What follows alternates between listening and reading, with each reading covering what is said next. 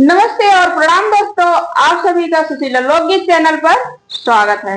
आज आप सभी के लिए ये चुटकुला का हरवा नाच गीत लेकर आए हैं। आप लोग गाने को सुनिएगा और गाने का आनंद लीजिएगा। कमेंट पसंद लगे तो जरूर कमेंट करना और पसंद आए तो वीडियो को ज्यादा से ज्यादा शेयर कीजिएगा। बना चले माना मानी तो हार पिया, बना चले माना मानी तो हार पिया।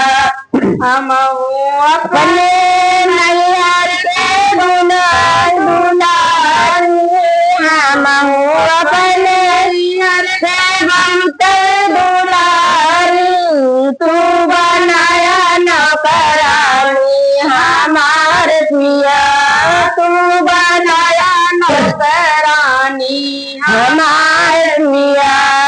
अब ना चले मना मानी तो हार पिया, अब ना चले मन मानी तो हार पिया।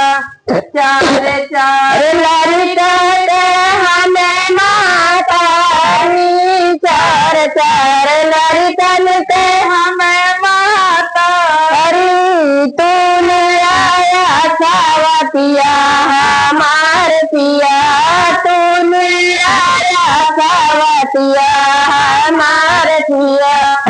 अब ना चली मना मानी तो हार पिया, अब ना चली मना मानी तो हार पिया।